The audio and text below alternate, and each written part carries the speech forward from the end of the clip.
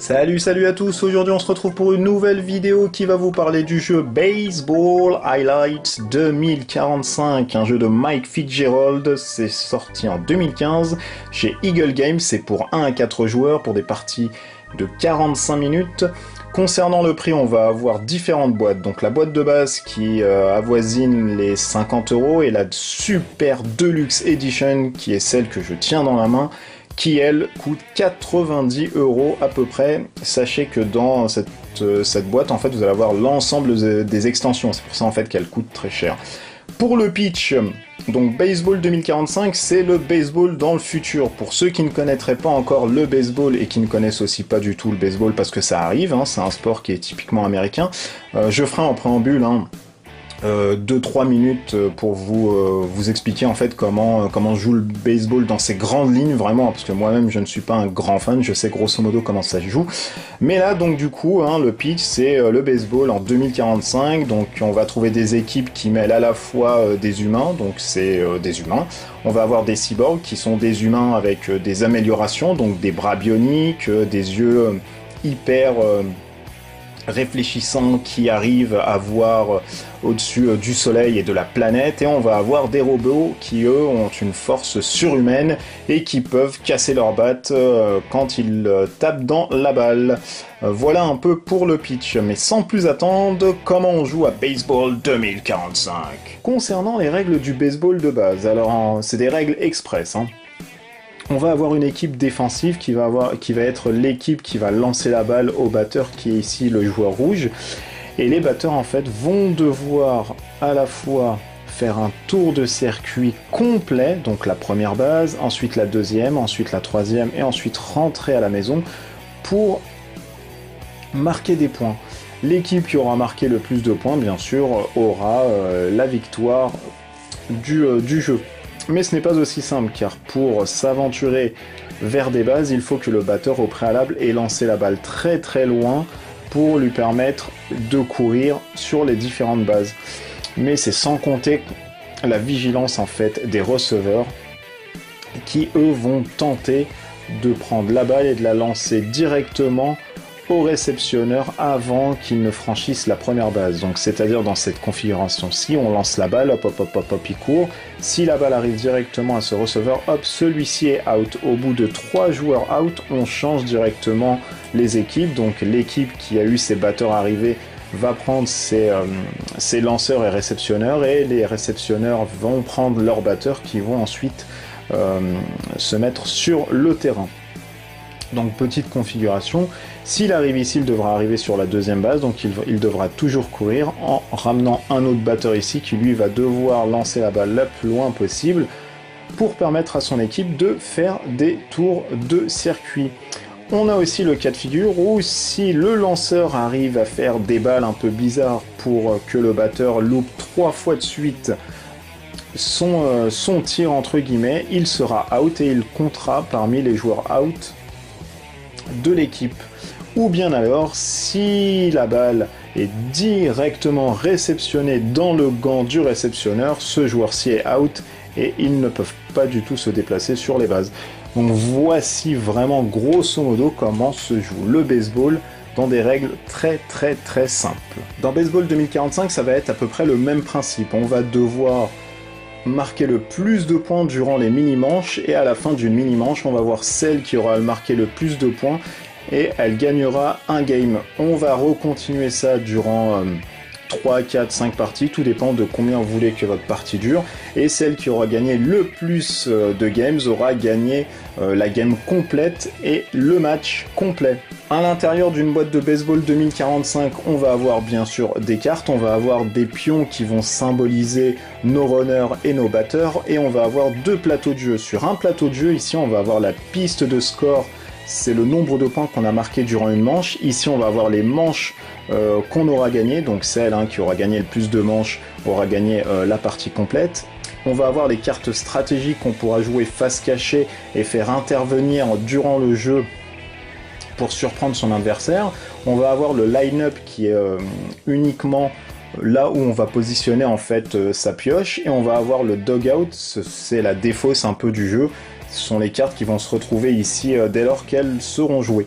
Donc pour le setup, on va commencer par tirer 6 cartes agents, qui sont les cartes qu'on va pouvoir acheter à chaque fin de jeu. Donc là on va en tirer 6, voilà, on va faire 4, 5 et 6, donc on voit pas celle d'au-dessus, mais c'est pas grave, ça n'a pas tellement d'importance pour l'instant. Sur une carte d'agent, hop, on va avoir ici plusieurs choses, donc on va avoir son nom, on va avoir l'affiliation, donc là c'est le robot, on va avoir son coût d'achat, donc il coûte 6, et on va avoir ensuite la rémunération qui va nous procurer cette carte quand on va la jouer sur le terrain, et dès lors qu'on va arriver sur la phase d'achat. Une fois qu'on a fait ça, on va récupérer ensuite un set de 15 cartes venant d'une équipe propre, donc on va avoir les New York, Boston, Los Angeles et San Francisco. Sur une carte ici, par contre, on va pas avoir de coût parce que bah, c'est des cartes qui font partie du deck de base. Par contre, on va avoir ici de l'argent que va nous procurer en fait la carte à la fin de la manche pour pouvoir justement acheter de nouvelles cartes. Donc on va avoir ici le nom, donc là ce sont les New York Rockies. Ici on va avoir l'achat, l'argent que va nous permettre de disposer la carte à la fin d'une manche. On va avoir ensuite ici les petites actions, donc là il n'y en a pas, voilà, ici il y en a une. On va avoir une action qui va être faite directement dès lors qu'on va jouer cette carte en jeu. On va avoir l'affiliation, donc là c'est des cyborgs. On va avoir ensuite ici deux petits mots-clés qui vont être la génération et le parcours que vont faire nos batteurs. Je vais m'expliquer dans un instant, c'est-à-dire que là on va avoir par exemple 2 fois single, c'est-à-dire que chaque batteur et chaque runner va courir en fait d'une case 2 fois. Ici sont les runners et les batteurs qu'on va générer dès lors que cette carte va passer. Ce jeu en fait peut être très déconcertant au début, mais en fait il est très simple. C'est un jeu où une personne va jouer, l'autre joueur va répondre, va jouer, l'autre va jouer, va répondre, l'autre va jouer, va répondre, etc. Je vais vous montrer en un tour de jeu, grosso modo, vous allez comprendre. Là, c'est un peu bizarre quand j'explique. Donc, on va commencer par piocher, hop, 6 cartes. Donc, on prend 6 cartes. 1, 2, 3, 4, 5, 6. Voilà pour les New York qui sont visiteurs et qui vont commencer en premier, car dans ce jeu, les visiteurs commencent toujours en premier. Boston va faire la même chose, mais vu qu'ils sont à domicile, ils vont jouer en deuxième. Hop, on va les mettre ici. Et dès lors, on a la possibilité de jouer une carte effet de surprise qui va se retrouver ici dans la partie on deck. On va pouvoir ensuite la révéler si on défausse une carte avec le symbole PH. Donc par exemple ici, on va dire que bah voilà, on va vouloir jouer celle-ci pour surprendre notre adversaire. On remplace notre carte directement. Et là, on a fini pour New York. On se dit que peut-être Boston va faire la même chose. Donc lui, il regarde ses cartes. Tu vas dire non, finalement, je suis très bien comme ça. En même temps, je les ai même pas vus, je m'en fous aussi. Et il les positionne directement ainsi. Donc si vous avez bien suivi, on va commencer une manche. Et on va jouer une carte. On va dire que par exemple, on va jouer les Rockies ici, qui vont nous permettre de générer un pion blanc, donc un runner blanc, et si on n'a pas de réponse à ce mot-clé, qui est le hit, on va pouvoir le faire bouger de 2. Donc je vais m'expliquer tout de suite. Donc on joue une carte qui nous symbolise un runner et un batteur blanc qui se trouvent pour l'instant ici. Alors il ne parcourt pas du tout le stade parce que là, il attend la balle. Et on prend ensuite notre main chez Boston, bien sûr qui ne veut pas venir parce qu'elle ne veut pas jouer. Et Boston, lui, va voir ses cartes. Donc il va le dire, bah là, tiens, je peux réduire tous les hits de une base, c'est-à-dire que mon double ici va parcourir directement une case, mais il veut pas. Là, il a le clutch, il lui dit non, ça m'intéresse pas, là, ça m'intéresse pas. Par contre, ici, il a le glove, et le glove lui dit cancel one hit, c'est-à-dire qu'il va annuler, en fait, le hit généré. Si vous avez bien suivi au préalable, j'ai généré un hit. Alors le nombre de personnes que vous allez générer, c'est le nombre de hits que vous allez faire. Donc c'est-à-dire ici j'ai un double, je vais uniquement générer un pion parce que j'ai qu'une fois un mot-clé. Par contre, si j'avais double, double et single, j'aurais généré en fait 3 pions blancs, comme par exemple cette carte qui génère, et bien sûr je ne l'ai pas, voilà. comme cette carte en fait qui va générer 2 pions blancs qui vont parcourir à chaque fois une case. Donc là on va dire hop, il est où le glove? Voilà, on va dire que Boston va jouer cette carte, hop, il a le glove, il cancel un hit, hop, lui est parti. C'est au tour ensuite de New York, donc il va prendre sa main ensuite, il est très énervé parce qu'il voulait vraiment scorer quelque chose, et là il va dire oh bah je m'en fous, je vais mettre hop 2 pions blancs qui vont faire du single. On va mettre les 2 pions blancs ici. Boston, lui, à côté, va prendre sa main. Il est très énervé. Il se dit « Oh, moi, c'est pas possible. Je vais pouvoir faire quelque chose. » Et là, par contre, hop, il a uniquement un glove qui lui cancel un hit. Donc, il est obligé de jouer de ça pour éviter que les deux commencent à courir sur le plateau. Donc, il cancel un hit. Là, on a 2 fois single. Si par exemple on avait single ou un home run, c'est bien sûr le joueur qui a choisi ici de cancel un hit qui va choisir le hit en fait qu'il enlève. Donc là, bien sûr, les deux, ça n'a pas vraiment de sens parce qu'ils sont pareils. Mais si on avait par exemple single double, on a tout intérêt à enlever le plus haut. Donc là, il va cancel un hit, hop, il enlève un single. Par contre, là, il reste toujours un single et là, il va parcourir une base. Il se trouve ici. Celui-ci génère un triple en slow, il va parcourir, si on ne cancel pas en fait son triple, 3 bases, donc il va se retrouver directement ici et proche de la maison. Donc New York regarde sa main, il se dit hop, c'est pas tellement bon, et il va jouer ça. Donc il va jouer pick-off en cyborg qui lui dit de remove one base runner. Le base runner, il n'y a personne ici, donc il pourra rien faire. Il préfère pas jouer cette carte, du coup il fait un rollback parce que c'est un tricheur, et il joue la carte glove qui lui permet de cancel un hit. Donc il lui cancel son hit. Par contre, il ne génère rien du tout, car si vous avez bien suivi tous les tours que j'ai fait jusqu'à présent, il n'y a pas de petit mot-clé ici. Donc par contre, il cancel juste le hit. Boston à côté prend sa main, il regarde, il fait hop, j'en ai un peu marre, il va jouer hop des robots, Rockies, qui vont lui mettre hop 2 singles. New York ensuite reprend sa main, il regarde un peu, là il n'a rien pour l'instant. Par contre, il a une petite carte en PH. Il peut la défausser pour jouer soit la top carte de son deck en la retournant en espérant qu'il peut cancel les hits, parce qu'il n'y a rien dans la main qui permet de cancel des hits, ou alors il regarde de sa main en dessous et là, oh, il avait joué un cancel one hit. Donc il va se dire que finalement, au lieu de passer 2, il va laisser en passer 1, c'est pas bien grave. Il va se défausser de sa carte ici qui a un PH. Hop, les cartes sont un peu collantes. Tac. Il va ensuite retourner cette carte qui devient la carte jouée. Il va générer un single bleu, hop, qui va le mettre ici et il va cancel one hit. Dès lors, le hit ici, single, va se réaliser. Hop, lui va avancer de 1. On arrive ensuite, hop, à Boston. Boston regarde un peu. Il se dit, oh bah tiens, c'est un peu le caca. Et il se dit, bah je vais réduire tous les hits de une base. Donc il va jouer ça. Hop, il va rien générer. Par contre, là on avait mis un single et lui est réduit de une base. Donc finalement, lui ne fait plus partie du batteur. Et on fait ça, ainsi de suite. Dès lors qu'on a joué nos 6 cartes, donc hop, normalement là ça fait 6, j'en avais pris une de trop, là on a pris 6, on va voir en fait l'équipe qui a avancé le plus durant la manche. Donc on va dire que là on avait marqué 3, et là par exemple on avait marqué 2. Hop. Dès lors, l'équipe de New York va marquer 1 point, on passe ensuite à la phase d'achat. Celle qui a le moins de points, il me semble, sur la piste de score, va pouvoir acheter en premier. Donc elle regarde un peu ce qu'elle a joué, donc elle a 2, elle a 4, elle a 5, elle a 6, elle a 7. Elle a 7 d'achat, et elle se dit, bah tiens, je vais acheter déjà lui qui coûte 4. Dès qu'on achète une carte, on la met directement au-dessus de notre deck. Par contre, vu que notre deck doit faire 15 cartes, on est obligé en fait de se séparer d'une carte. Donc on va dire que celle-ci par exemple ne sert à rien même si elle rapporte 2, et on met ça dans la Minor League. Donc normalement c'est au-dessus, j'ai pas de place, je vais la mettre ici. C'est une carte qu'on n'aura plus, par contre si on venait à perdre une carte, on récupère une de nos cartes Minor League. Donc là il se dit qu'il nous reste 3 d'argent parce qu'il avait 7, il retourne une carte, donc ça coûte 6, il ne peut plus rien acheter, il envoie ça au dugout.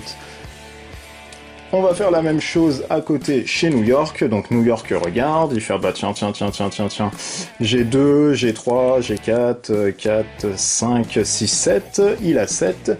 Lui, il va acheter directement une carte à 7 qui est très forte. Hop, voilà, on rappelle, le coup est ici. Il met ça au-dessus de son deck. Il va se séparer d'une carte. Il va défausser, hop, l'ensemble de ses cartes.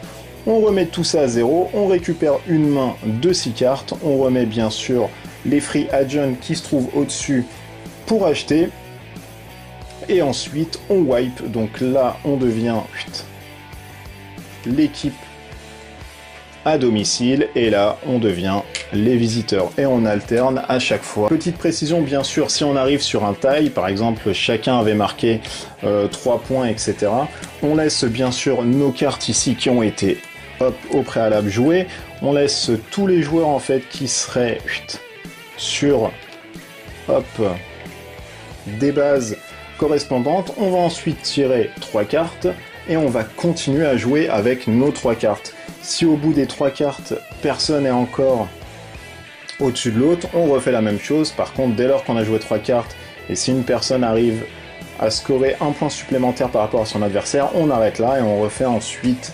nos petites phases d'achat, etc., etc. À savoir qu'on a plusieurs modes de jeu. On a le mode de jeu 2 joueurs qui permet de jouer en fait une Super League à travers 7 manches. Au préalable, jouer d'abord 3 manches pour savoir qui va commencer et qui va être les visiteurs. Ensuite, on va avoir 7 manches à jouer, etc. Donc c'est assez long, hein, ça dure grosso modo 1 heure.